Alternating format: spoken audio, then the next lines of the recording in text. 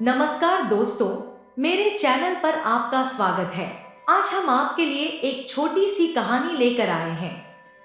एक छोटी सी कहानी है एक अमीर आदमी की।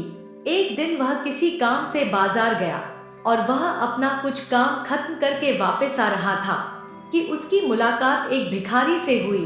वह भिखारी सड़क पर बैठा हुआ था। उसने उस भिखारी को देखा जो बड़ा तंदुरुस्त था।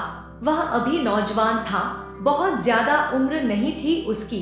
तो अमीर आदमी ने उस भिखारी से पूछा कि तुम भीख क्यों मांगते हो?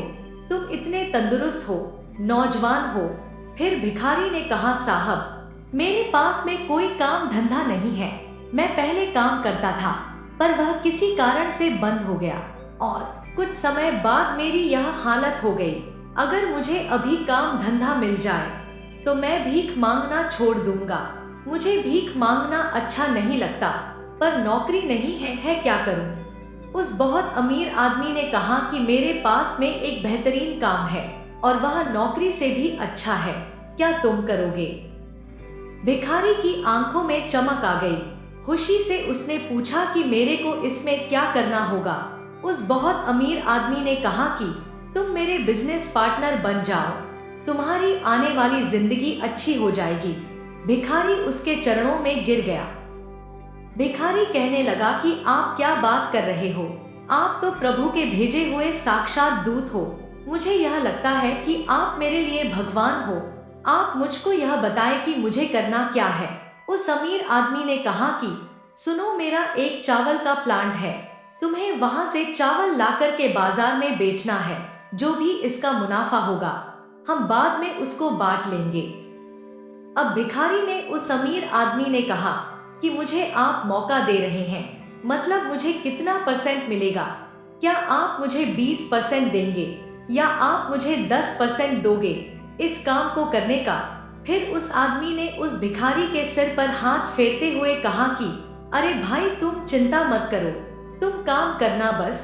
जो मैंने तुमको बताया है तुम मुझे सिर्फ 10% ही दे देना, बाकी का 90% तुम रख लेना। मुझे नहीं चाहिए, बस मैं तुम्हें अवसर देना चाहता हूँ। भिखारी यह सब सुन के उस आदमी के पैरों में पड़ गया और कहने लगा कि आप ऊपर वाले के भेजे हुए दूत हो, क्योंकि आप मेरे ऊपर इतना बड़ा उपकार कर रहे हो। आपका बहुत बहुत धन्यवाद। 1 महीने के बाद मैं आपको आपका 10% चुका दूंगा। मैं इस काम को करने की बहुत मेहनत करूंगा। फिर अगले दिन से वह चावल के प्लांट से चावल को बाजार लेकर आता और उस चावल को बेचना शुरू करता।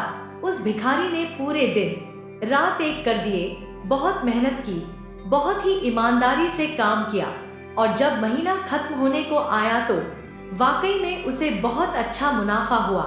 लेकिन जैसे ही वह मुनाफा बांटने की तारीख नजदीक आ रही थी तो इसको लगने लगा कि मैं उस आदमी को 10% भी क्यों दूं? मेहनत तो मैंने की है, इसने किया ही क्या है? इसने तो सिर्फ मुझे अवसर दिया है। अगर इस बात का मैं इसे 10% भी दूं तो ये भी बहुत ज्यादा लग रहा है।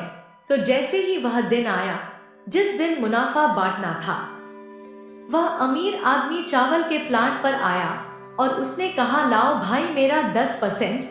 तो जो भिखारी था, जो अब उसका बिजनेस पार्टनर बन चुका था, इसने कहा, अरे वो वहां घाटा हो गया, यहाँ घाटा हो गया, और बहुत गरीब सी शक्ल बना ली और बहाने बनाने लगा कि अब अगले महीने देखेंगे। अमीर आदमी ने कहा, मुझे मालूम है मुनाफा हुआ है, प्रॉफिट हुआ है, तो मेरा परसेंटेज देने से कतरा क्यों रहे हो? तो इस भिखारी ने कहा, तुमने किया ही क्या है? सारा का सारा काम तो मैंने ही किया है।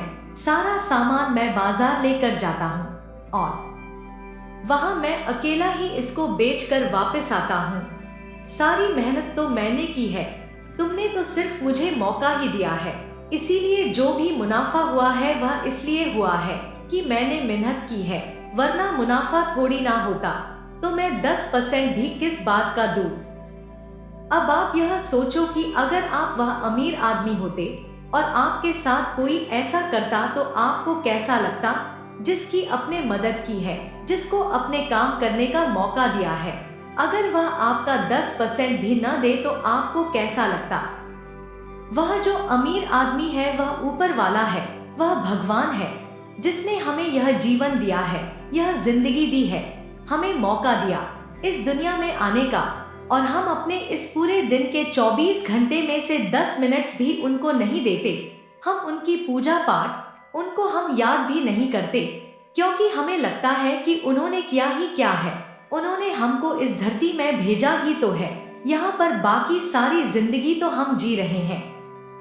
अगर आप लोग अपनी सैलरी का 10% भी अगर आप दान करना शुरू कर दे, 10% नहीं, पर आप अपनी सैलरी में से कुछ दान करना शुरू कर दे और दिन भर के 24 घंटे में से 20 मिनट्स भी ऊपर वाले को देना शुरू कर दे, उनकी भक्ति करना शुरू कर दे, तो आपकी जिंदगी अच्छी हो जाएगी।